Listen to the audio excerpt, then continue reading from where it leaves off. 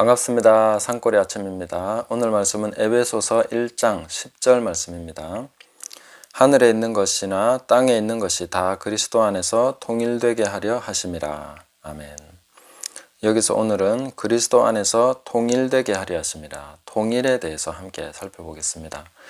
이 통일이라는 단어는 그 헬라어로 아나케팔로마이라는 단어를 썼는데 이 단어는 사전적인 의미조차 분명하지가 않습니다. 그래서 단어를 분해해서 생각을 하는데 아나라는 단어와 케팔라이온이라는 단어를 결합한 단어로 보고 이 아나는 다시 혹은 가운데로 이런 뜻을 가지고 있고 케팔라이온은 머리, 우두머리 이런 뜻을 가지고 있습니다. 그래서 다시 머리로 모은다 뭐 이런 뜻으로 해석을 하게 되는 것이죠. 그래서 보면 그 표준 세번역을 보면 그분을 머리로 하여 통일시키는 것입니다. 이렇게 번역을 해놨고요. KJV 킹 제임스 버전은 이 포괄, 집약이라는 단어로 집약시킨다 이렇게 번역을 해놨습니다. 그러나 이 두 가지 뜻을 다 봐도 뜻이 명확하게 우리가 이해가 된다라고 보기는 참 어렵습니다. 우리가 성경을 읽으면서는 또 전체적인 의미를 살펴보면서 다른 부분에서 이것을 이해할 수 있는 여러 가지 그 단서들을 가지고 와서 또 풍성하게 이해해 볼 수가 있겠습니다. 그래서 저는 이 통일이라는 단어를 경건의 비밀과 연결을 해서 함께 생각해 보려고 하는 것입니다. 디모데전서 3장 16절을 보시면 이런 말씀이 있습니다. 크도다 경건의 비밀이여 그렇지 않다 하느니 없도다. 그는 육신으로 나타난 바 되시고 영으로 의롭다 하심을 받으시고 천사들에게 보이시고 만국에서 전파되시고 세상에서 믿음 바 되시고 영광 가운데서 올려지셨느니라. 아멘. 자, 경건에 대해서 말씀을 하시면서 이 경건의 비밀이라는 것이 우리가 생각하는 경건하고 많이 다른 것 같습니다. 우리는 경건하다 하면 성경을 읽고 기도를 하고 예배를 드리고 그런 종류의 훈련을 해서 그런 삶을 살아가는 이런 거에 대해서 이제 생각을 하게 되죠.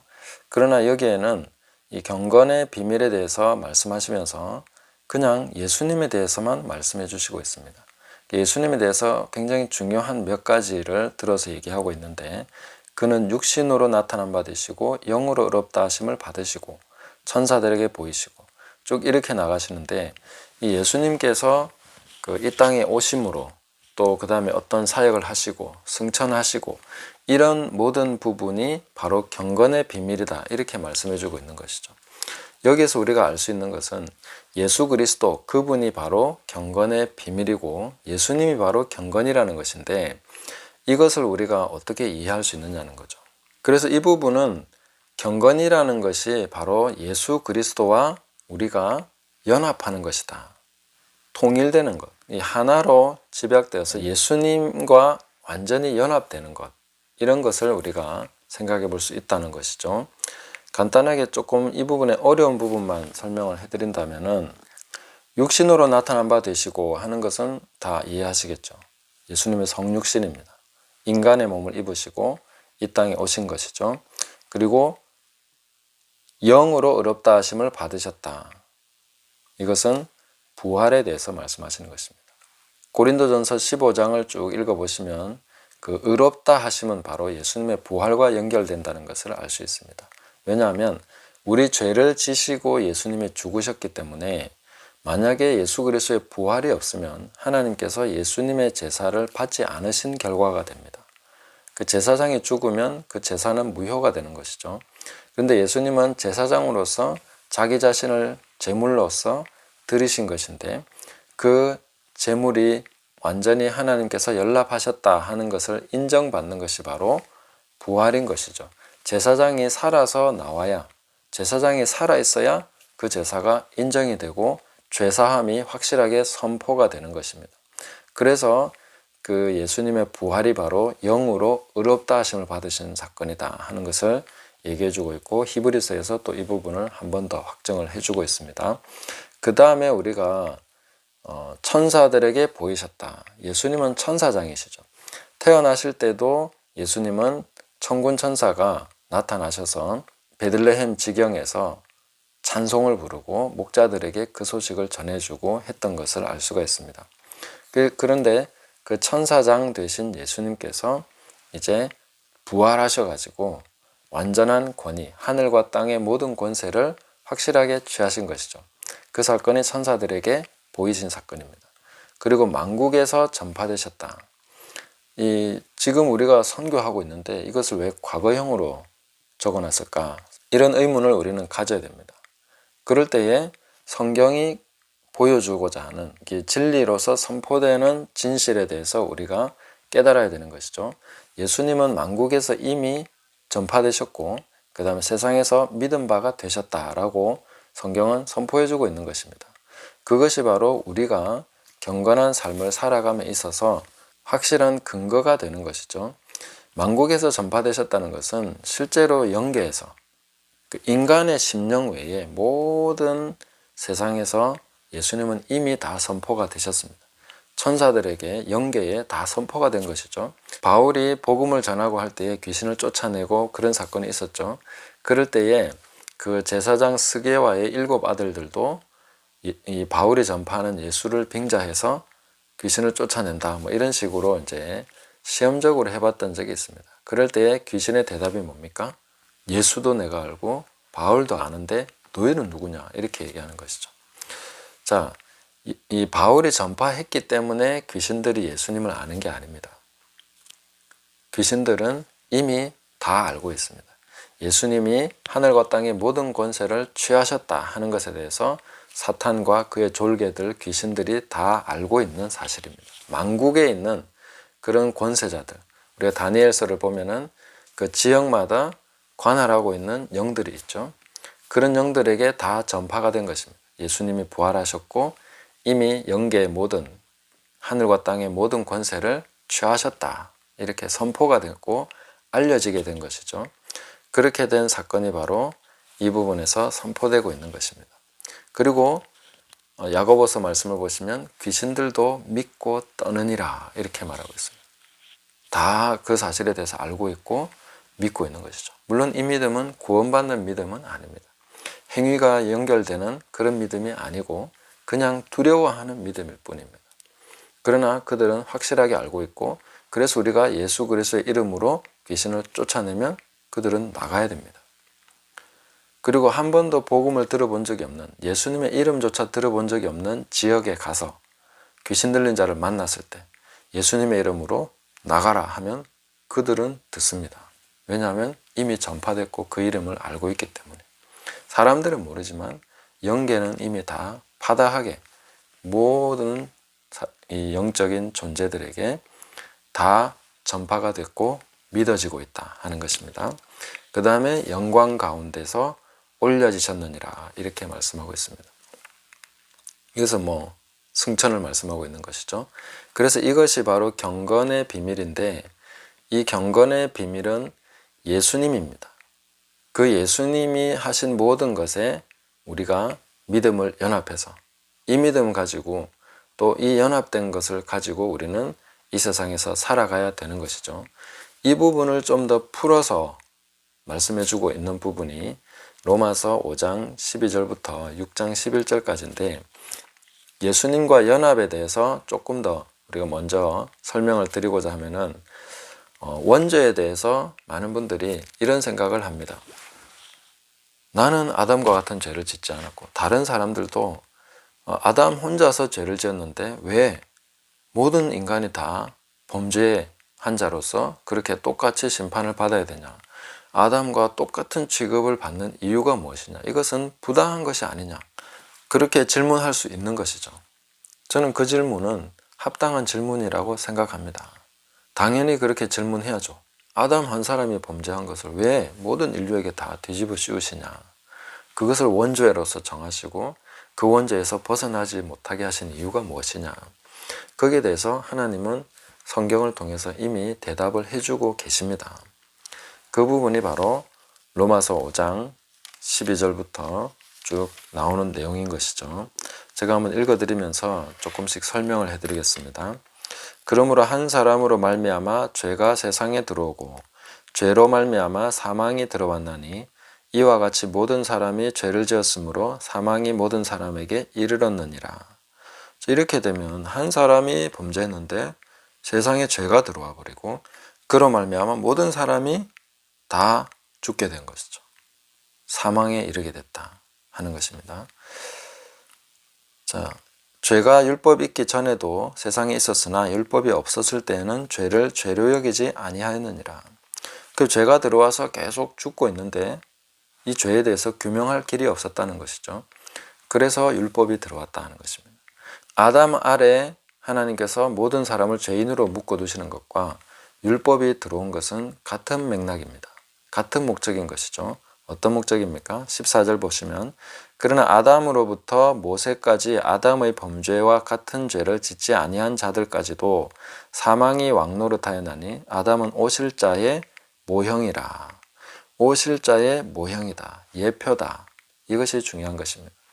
그래서 아담이 바로 예수 그리스도의 모형이 되는데 어떤 의미에서 모형이 되느냐가 중요합니다. 아담은 범죄함으로써 그 한 사람 때문에 다 죽게 됐고 예수님은 의로운 행위로서 하나님 앞에 순종하고 그 의를 이루심으로써 그 한 분 예수 그리스도로 말미암아 모든 사람이 그 믿음 안에서 예수 그리스도 안에서 모든 사람이라는 것은 믿지 않는 자를 포함하는 것은 아닙니다. 그 예수 그리스도 안에서 모든 사람이 다 구원을 받고 영생을 얻고 의롭다함을 받게 하는 것이 하나님의 목적이라는 거죠. 그러니까 아담 아래 모든 사람을 원죄로 묶으신 것은 바로 예수 그리스도로 말미암아 모든 사람을 의롭다 하시고 자녀 삼기 위해서 그렇게 하신 것이다 하는 것이죠. 이것이 바로 큰 하나님의 경륜이라고 볼 수 있는 것입니다. 그래서 원죄라는 것은 하나님의 의도입니다. 이 부분을 우리가 로마서 8장 19절을 보시면 피조물이 고대하는 바는 하나님의 아들들이 나타나는 것이니 피조물이 허무한데 굴복하는 것은 자기 뜻이 아니요 오직 굴복하게 하시는 이로 말미암음이라. 여기서 하나님이 굴복하게 하셨다는 것이죠. 피조물들이 더 억울하겠죠. 우리는 그 아담의 자손이라도 되지만 피조물 입장에서는 아담과 연관성이 우리보다 훨씬 적잖아요. 그렇기 때문에 더 억울하겠지만 피조물이 다 썩어짐의 종로로 타게 되고 사망에 이르게 되는 여기에 이르게 됐는데 그들도 역시 하나님의 자녀들의 그 영광의 자유를 사모하고 있다. 탄식하면서 기다리고 있다. 이렇게 말씀해주고 있는 것이죠. 하나님의 의도는 분명합니다. 예수 그리스도 안에서 모든 것을 다 통일시켜서 집약시켜서 그 안에서 영생을 누리게 하는 것입니다. 그 안에서 생명을 얻게 하는 것입니다. 그 안에서 하나님의 영광을 누리게 하는 것입니다. 그래서 예수 그리스도로 말미암아 처음 세상이 다 지어졌고 그 또 예수 그리스도로 말미암아 새 창조가 이루어지는 것이죠. 이렇게 바로 우리가 새 피조물로서 부름받았다. 새 피조물이 되었다 하는 것을 알 수가 있는 것입니다. 이것이 바로 하나님의 큰 경륜 안에서 있는 것인데 그것이 우리에게 현실적으로 이루어지는 것은 어떻게 이루어지는 것입니까? 자, 조금 더 읽으면서 보겠습니다. 로마서 5장 15절 그러나 이 은사는 그 범죄와 같지 아니하니 곧 한 사람의 범죄를 인하여 많은 사람이 죽었은즉 더욱 하나님의 은혜와 또한 한 사람 예수 그리스도의 은혜로 말미암은 선물은 많은 사람에게 넘쳤느니라. 또 이 선물은 범죄한 한 사람으로 말미암은 것과 같지 아니하니 심판은 한 사람으로 말미암아 정죄에 이르렀으나 은사는 많은 범죄로 말미암아 의롭다 하심의 이름이니라. 한 사람의 범죄로 말미암아 사망이 그 한 사람을 통하여 왕노릇하였은즉 더욱 은혜와 의의 선물을 넘치게 받는 자들은 한 분 예수 그리스도를 통하여 생명 안에서 왕노릇하리로다. 자, 이제 예수 그리스도를 통하여 생명 안에서 왕노릇하리로다 이렇게 말씀하시고 쭉 이어지는 내용이 그런 내용들입니다. 그 다음에 이제 6장으로 넘어가서 보면 이렇게 말씀하고 있습니다. 3절에 보시면 무릇 그리스도 예수와 합하여 세례를 받은 우리는 그의 죽으심과 합하여 세례를 받은 줄을 알지 못하느냐. 여기에서 이제 그리스도와의 연합 그런 사상이 나오게 되는데 바로 경건이라는 것이 예수 그리스도와 연합이 되는 것입니다. 세례를 받는 것은 예수님의 죽으심과 연합하는 것이고 또 우리가 그 죽으심과 연합하게 되면 또 생명 안에서 같이 그 부활로도 연합이 된다. 좀 더 읽어보겠습니다. 그러므로 우리가 그의 죽으심과 합하여 세례를 받음으로 그와 함께 장사되었나니 이는 아버지의 영광으로 말미암아 그리스도를 죽은 자 가운데서 살리심과 같이 우리로 또한 새 생명 가운데서 행하게 하려 함이라. 하나님의 의도, 경륜이 분명하게 나오고 있죠.